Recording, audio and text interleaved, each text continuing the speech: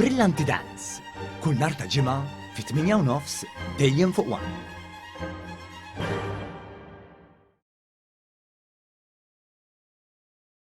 Fl-okkażjoni ta' Jum il-Mara, il-Kunsill Konsultattiv għad-Drittijiet tan-Nisa organizza diskussjoni li ġabret diversi rappreżentanti ta' għadiet non-governattivi fis-settur, esperti u żgħażagħ li l-koll tkellmu dwar l-opportunitajiet u l-isfidi li jeżistu brabta ma' teknoloġija ġdida u l-ugwaljanza bejn il-ġeneri. Diversi kelliema saħqu fuq il-bżonn ta' aktar nisa biex jaħdmu fis-settur tax-xjenza.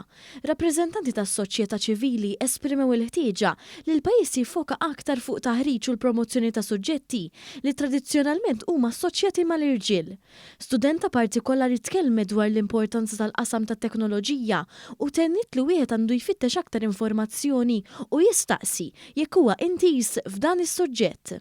Jiena nemmen li jekk persuna tkun verament interessata fuq suġġetti bħal teknoloġija, xjenza u engineering, m'għandix għalfejn tibża tieħu l-ewwel pass u dawn il-qoddim jistgħu anke jieħdu intern jobs biex isaħħu l-edukazzjoni tagħhom dwar dawn is-suġġetti.